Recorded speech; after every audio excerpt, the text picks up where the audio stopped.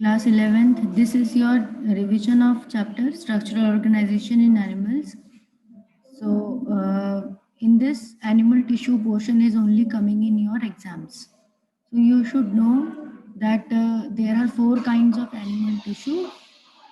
Mainly, animal tissues are epithelial, connective, muscular, neural. In multicellular organism, group of similar cells along with intercellular substances perform a specific function. Such organization is called tissue. So multicellular organisms में tissues कई सारे काम करते हैं. तो आपके animal tissues 4 तरीके के हैं: epithelial, connective, muscular, neural. Epithelial tissues provide covering for lining for some part of the body.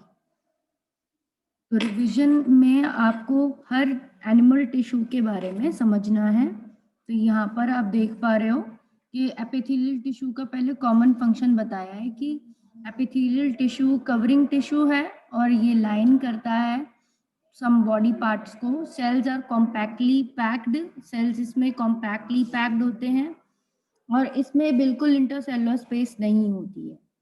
Simple epithelium किसको कहते हैं? जो कि सिंगल लेयर का बना हुआ हो, सेल्स की सिंगल लेयर का बना हुआ, function as lining of body cavity, ducts and tube. और ये लाइनिंग करता हो बॉडी कैविटी का, डक्ट्स का, ट्यूब्स का. सिंपल एपिथेलियम इस तरीके से रहता है. Compound epithelium consist of 2 or more than 2 layers of cells. Compound epithelium में 2 या 2 से ज्यादा सेल्स की लेयर्स होती हैं और कंपाउंड एपिथेलियम प्रोटेक्टिव फंक्शन करता है. The squamous epithelium made up of single layer of flattened cell with irregular boundaries. और जो स्क्वामस एपिथेलियम होता है वो इरेगुलर बाउंड्रीज वाले सेल का कॉम्पैक्ट लेयर, सिंगल लेयर उसके अंदर होती है. प्रेजेंट ये कहाँ ब्लड वेसल्स के इनर लाइनिंग में प्रेजेंट है. एल्वेलाइज के सैक इस स्क्वामस एपिथेलियम से बनते हैं. तो यहाँ डिफ्यूजन आराम से हो पाता है, एक्सचेंज ऑफ मटेरियल्स हो पाता है. क्यूबॉइडल एपिथेलियम एक single layer cube shape cells की बनी हुई होती है और ये डक्ट्स में ऑफ ग्लैंड्स के डक्ट्स में होते हैं. क्यूबॉइडल एपिथेलियम कोई भी पैनक्रिया है, जैसे पैनक्रिया का डक्ट है, गॉल ब्लैडर है उसका डक्ट है, सलाइवरी ग्लैंड्स के डक्ट होते हैं. तो डक्ट ऑफ ग्लैंड में आपको क्यूबॉइडल एपिथेलियम मिलेगा and tubular part of nephron of kidney में भी मिलेगा क्यूबॉइडल एपिथेलियम. इसका काम होता है एब्जॉर्प्शन एंड सिक्रीशन कराना. एब्जॉर्प्शन कराती है चीज़ों का और सिक्रीशन भी करा सकती है, कुछ रिलीज भी कर सकती है. कॉलमनर एपिथेलियम लंबे लंबे टॉल स्लेंडर कॉलम जैसे सेल्स का बनता है.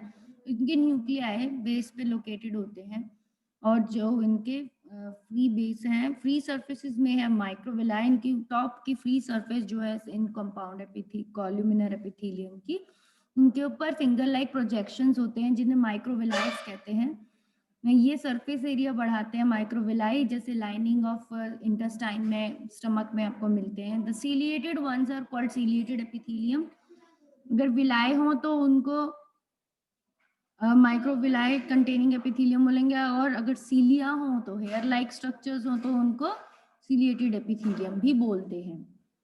Columnar and cuboidal epithelium specialized for secretions are known as glandular epithelium. जो भी columnar epithelium secretions करने के लिए specialized होते हैं, जो कि कुछ ना कुछ substance secrete करते रहते हैं जैसे hormones या enzymes. तो इनको columnar और cuboidal epithelium को glandular epithelium नाम दिया गया है because glands की तरह इनका function है. जैसे glands hormones बनाएंगे, enzymes बनाएंगे, वैसे ही ये भी हार्मोन्स और एंजाइम्स बना के रिलीज करते हैं. तो कॉलमनर और क्यूबॉइडल एपिथेलियम कभी कभी ग्लैंडुलर एपिथेलियम में बदलते हैं. एग्जाम्पल दिया है goblet cells of alimentary canal और multi cellular glandular epithelium in salivary glands. Endocrine glands, exocrine glands. Endocrine gland में secrete enzymes, milk, mucus, saliva etcetera. Endocrine glands क्या है? ये सब चीजें बनाती है. एग्जाम्पल इसका है एंजाइम बनाने वाली ग्लैंड्स, मिल्क रिलीज करने वाले ग्लैंड्स, म्यूकस रिलीज करने वाले, सलाइवा रिलीज करने वाले glands. Products are release through ducts. इसमें प्रोडक्ट डक्ट्स के थ्रू रिलीज होते हैं. एक्सोक्राइन ग्लैंड्स ऐसे ग्लैंड्स जो हार्मोन्स बनाते हैं और डायरेक्टली अपने सिक्रीशन ब्लड्स में डालते हैं, दैट इज एक्सोक्राइन ग्लैंड. ठीक है. Now, main function of the compound epithelium tissue is to provide protection. Main function क्या है कंपाउंड एपिथेलियम का? वो प्रोटेक्शन देना है, क्योंकि वो मल्टी लेयर्ड है तो इसलिए वो प्रोटेक्शन देता है, मैकेनिकल स्ट्रेस से, केमिकल स्ट्रेस से बचाता है अंदर की सरफेस को. They cover the dry surface of skin, moist surface of buccal cavity. तो कंपाउंड एपिथेलियम आपका स्किन में भी मिलेगा, माउथ की बकल कैविटी में मिलेगा, तो ये इसका काम mainly protection. Epithelial cells are held together by intercellular materials to form specialized junction. Epithelial cells junction, तीन तरह की जंक्शन से हेल्ड होते हैं, एक दूसरे से जुड़े हुए होते हैं, टाइट जंक्शन से, एडहेरिंग जंक्शन से और गैप जंक्शन से. ठीक है.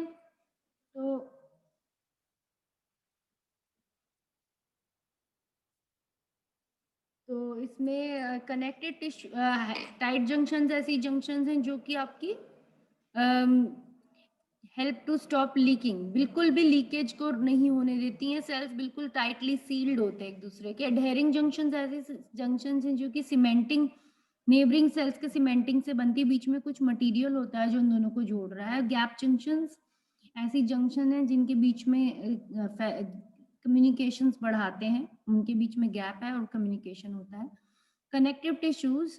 Now we coming to connective tissues. Epithelial tissues first हम डिस्क्राइब कर चुके. कनेक्टिव टिश्यूज क्या है? They are most abundant and widely distributed tissues which link and support all the tissues. सारे tissues को connect करने वाले, support करने वाले tissues connective tissues होते हैं. All connective tissues except blood cells secrete fibers of structural proteins, collagen, elastin to provide elasticity and flexibility.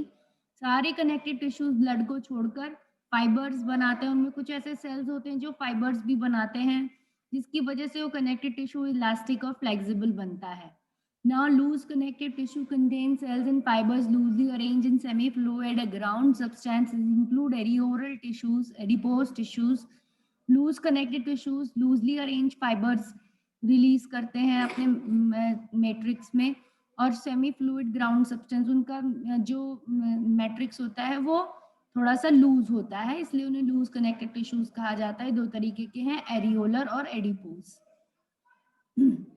Connective tissues को तीन में बांटा गया है, यहाँ पे आप देख सकते हो. Loose connective tissues, dense connective tissues, specialised connective tissues. Areolar connective tissues और एडिपोज कनेक्टिव टिश्यूज में डिफरेंस बिटवीन दिखा रखा है. दोनों ही लूज कनेक्टिव टिश्यूज में डिफरेंस क्या है? ऑफ द दे सेल्स, उनके बीच में क्या स्ट्रक्चर है उसका डिफरेंस है. ठीक है. तो it contain fibroblast. Areolar tissue fibroblast, macrophages और मास्ट सेल्स का बना हुआ है. एरियोलर टिश्यू में ये तीन मेन सेल्स है: fibroblast, fibre secreting cells, macrophages, white blood cells and mast cells, allergy causing cells. Adipose tissue में fibroblast, macrophages and mast cells are absent. Adipose में नहीं होते, ये सिर्फ एडिपोसाइट सेल्स होते हैं एडिपोज में, fat storing cells. Areolar tissue support framework की तरह काम करता है एपिथेलियम का, वो एपिथेलियम को सपोर्ट देता है. और एडिपोज टिश्यू स्पेशलाइज्ड होता है फैट को स्किन के नीचे स्टोर करने के लिए.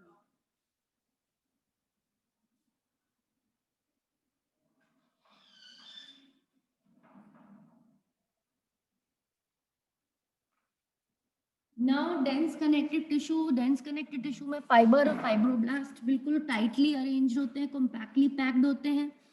ओरिएंटेशन फाइबर्स की में भी रेगुलर और इरेगुलर पैटर्न में हो सकती है. Dense regular connective tissues collagen fibres के होते हैं. ठीक है. डेंस कनेक्टिव टिश्यूज का मतलब है dense connective tissues contain fibers and fibroblasts compactly packed, and the orientation of fibers may be regular or irregular. dense में fibers और जो cells हैं या fibers हैं उनके connective tissues के वो compactly packed रहेंगे. irregular पैटर्न में भी पैक्ड हो सकते हैं और रेगुलर पैटर्न में भी पैक्ड हो सकते हैं. रेगुलर में है तो पैरेलल बंडल्स में पैक होंगे. एग्जाम्पल है टेंडन्स, लिगामेंट्स का. अब डायग्राम देख सकते हो, उससे आपको ज्यादा समझ में आ सकता है. तो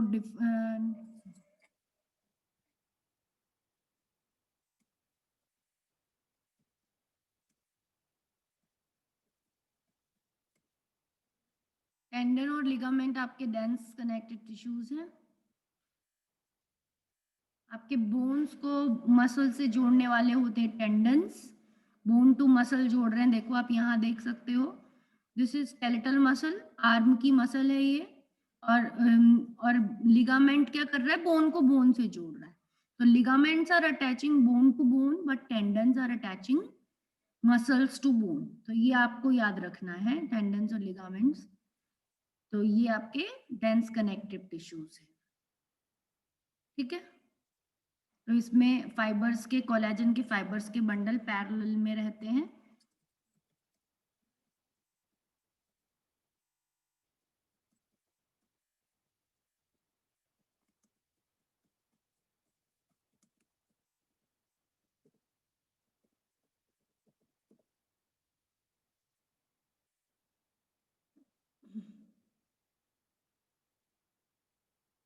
तो यहाँ आपको कनेक्ट टिश्यूज के डायग्राम दिख जाएंगे बहुत ही सिंपली। तो दिस इज द रेगुलर और irregular connected tissues, you can see the collagen fibers, how they are arranged. They are arranged very tightly. This is the dense irregular connective tissues. And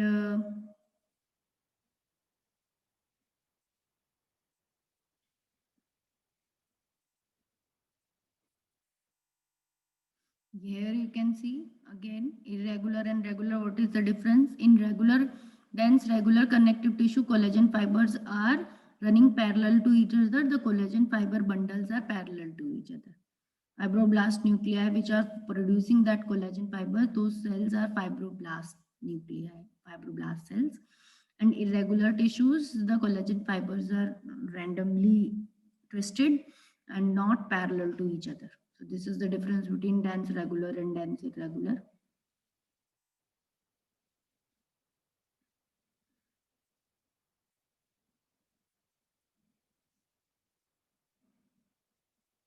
Tendons and ligaments you already seen. Tendons of long head of bicep brachii. So tendon of bicep brachii is attaching biceps to the shoulder blade. Tendons of head of biceps brachii medium. So there are tendons which are joining bone to muscles to bone. Muscles को bone पे attach करने वाले tendons होते हैं। तो यहाँ पे आपको कनेक्टिव टिश्यू का समझ में आ गया होगा। Now we come to our again tissues.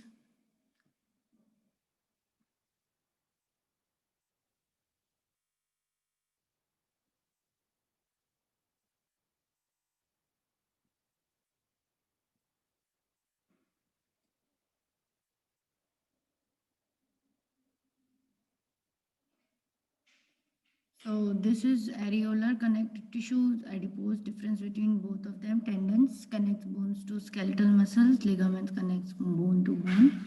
It is made up of white fibrous tough tissue, and ligament is made of yellow elastic tissues with collagen fiber. Cartilage, bone and blood are specialized connective tissues. Cartilage and bone का difference between given here. Cartilage chondrocytes, cartilage के cells को बोलते हैं chondrocytes, और ये small cavities के अंदर होते हैं chondrocytes, और इनके मैट्रिक्स के अंदर होते हैं bone. Their cells are called osteocytes, and osteocytes are present between the canal, we can say canal system or Harvesian system. There is a system found in the bone, internal structure of bone, called Harvesian system, in which there are collagen fiber के compact, we can say bundles होते हैं बहुत ज़्यादा. Calcium phosphate से tightly rigid matrix होता है bone का. यही डिफरेंस है बोन और कार्टिलेज में, क्योंकि कार्टिलेज तो बेंड हो सकता है और बोन बेंड नहीं हो सकती, फ्रैक्चर हो जाती है, थोड़ा ज्यादा प्रेशर उस पर हो जाता है. तो bone is a tough and rigid and hard connective tissue, जबकि cartilage is flexible connective tissue. ठीक है, और इनको समझना है. इनका डायग्राम है इंटरनल, आपको पता होना चाहिए.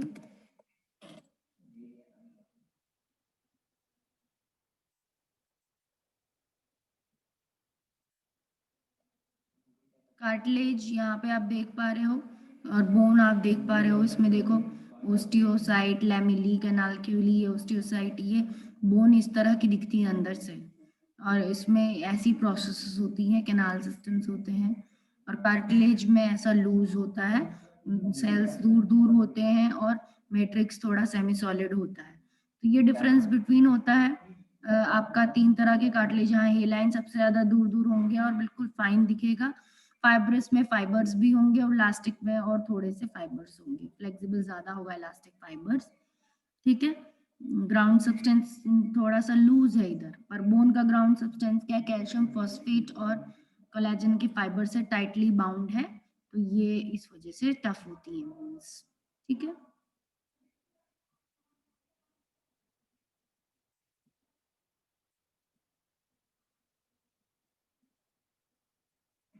तो आपने वो डायग्राम देखा होगा। नाउ मसल बोन ब्लड के बारे में बता रखा है कि blood is fluid connected tissue. It contain plasma, red blood cells, white blood cells, platelets. It help in transportation of various substances between organs. अलग अलग organs हमारी बॉडी में, उनको सबको कनेक्ट कौन कर रहा है, ब्लड कनेक्ट कर रहा है। ब्लड के अंदर तरह के सेल्स हैं, आरबीसीज, डायग्राम दिखा रखा है यहाँ पे, डब्ल्यूबीसी, आरबीसी, प्लेटलेट्स, सबके अलग अलग फंक्शन है। आरबीसी का मेन का फंक्शन गैस एक्सचेंज करना है, डब्ल्यूबीसी का मेन फंक्शन डिफेंस करना है, फाइटिंग करना है, इम्यून सिस्टम के सेल्स हैं डब्ल्यूबीसी। और प्लेटलेट्स का फंक्शन क्लॉटिंग करना है, ब्लड क्लॉटिंग जब भी इंजरी के वक्त होती है। मसल टिश्यूज, 3 तरह के मसल्स आपको डायग्राम में दिख रहे हैं। Each muscle made up of long cylindrical fibres arrange parallel to each other. Fibres are composed of fine fibrils called myofibrils. Muscle tissues इस तरीके से फाइबर्स के बने होते हैं, जिन्हें मायोफाइबर्स बोलते हैं। सिलेंड्रिकल फाइबर्स होते हैं ये।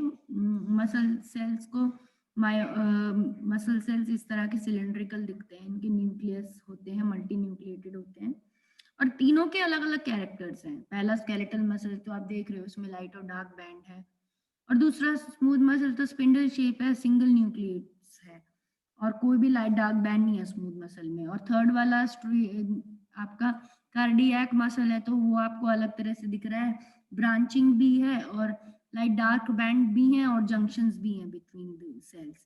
तो इससे आप पहचान सकते हो। डायग्राम भी याद रखना है, डायग्राम आ भी सकता है।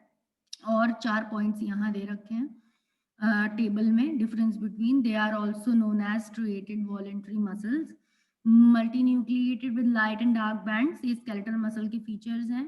दे are attach with bones, skeletal muscle है, जाहिर सी बात है skeleton से अटैच होंगी। They are fibrous and unbranched, cylindrical in shape, इनमें कोई ब्रांचिंग नहीं होती है, सिलेंड्रिकल शेप की होती हैं। स्मूथ मसल्स में क्या बताया है कि इनवॉलेंट्री होंगी, they will not work according to our will, they will work on their own, and they are uninucleate, एक ही न्यूक्लियस होगा। they will be without bands, कोई लाइट और डार्क बैंड नहीं होंगे। they are present in internal organs, esophagus, blood vessels, they are fibrous and unbranched, spindle shape, fibrous भी होंगी, unbranch भी होंगी, स्पिंडल शेप होंगी। कार्डियक का बताया है, हार्ट में मिलते हैं, इनवॉलेंट्री नेचर के होते हैं, यूनिन्यूक्लिएट विद फेंट लाइट एंड डार्क बैंड्स, इसमें भी यूनिन्यूक्लियस होता है, सिंगल न्यूक्लियस होता है, लाइट डार्क बैंड्स होते हैं, वॉल्स ऑफ हार्ट में ही मिलते हैं, फाइब्रस, ब्रांच्ड, सिलेंड्रिकल शेप के होते हैं। न्यूरल टिश्यूज, फोर्थ टाइप का आपका जो एनिमल टिश्यू है, न्यूरल टिश्यू है। Unit of neural system is neuron. Neuron single functional structural unit है नर्वस सिस्टम की। न्यूरोग्लिया सेल्स उनके प्रोटेक्शन के लिए, उनके सपोर्टिंग सेल्स होते हैं न्यूरॉन्स के। तो 2 तरह से बनेगा न्यूरल टिश्यू, 2 सेल से बनेगा, एक न्यूरॉन्स से, बहुत सारे न्यूरॉन्स होंगे और बहुत सारे न्यूरोग्लिया होंगे। When neurons get stimulated, electrical impulses are generated that travel along the plasma membrane. जब न्यूरॉन स्टिमुलेटेड होती हैं, तब बहुत सारी इलेक्ट्रिकल इम्पल्सेस बनती हैं, जो कि उनके एक्सॉन के थ्रू ट्रैवल करती हैं। एक्सॉन पार्ट उनका एक लॉन्ग फाइबर होता है, सेल बॉडी से जो दूर जा रहा होता है, उसके थ्रू मैसेज इनका जाता है दूर। The tissue organise to form organs which in turn associate to form organ system in multicellular organisms. Tissue organise करता है, बहुत सारे टिश्यूज मिलकर एक ऑर्गन बनाते हैं, जो बहुत सारे ऑर्गन मिलकर एक ऑर्गन सिस्टम बनाते हैं। ये नॉर्मल एक ऑर्डर है जो हर ऑर्गेनिज्म में मिलता है, कि सबसे छोटी यूनिट सेल है, सेल के ग्रुप को, पर्टिकुलर ग्रुप को टिश्यू बोल दिया, टिश्यू के पर्टिकुलर ग्रुप को ऑर्गन बोल दिया, और ऑर्गन के बहुत सारे ऑर्गन्स के ग्रुप को एक ऑर्गन सिस्टम बोल दिया। और जिस स्ट्रक्चर में बहुत सारे ऑर्गन सिस्टम एक साथ काम कर रहे हैं वो ऑर्गेनिज्म हो गया। जैसे हमारे अंदर बहुत सारे ऑर्गन सिस्टम काम कर रहे हैं, रेस्पिरेटरी, डाइजेस्टिव, ठीक है, एक्सक्रीटरी सिस्टम। तो हम एक ऑर्गेनिज्म है जिसके अंदर तरह तरह के ऑर्गन सिस्टम्स है। तो यहाँ ये आपका एग्जाम में आ रहा है, यहीं तक आपका एग्जाम में आ रहा है इस चैप्टर में से। स्ट्रक्चरल ऑर्गेनाइजेशन में animal tissues is portion which is kept given by CBSE. Although हमने इसके आगे भी पढ़ा है बट वो एग्जाम में नहीं देंगे हम। आपको आता है, इट्स गुड, बट यहाँ तक आपको प्रिपेयर करना है, यहाँ तक आपको रिवाइज करना है, ठीक है। So now I'm ending the class. If you have some doubt, I can ask.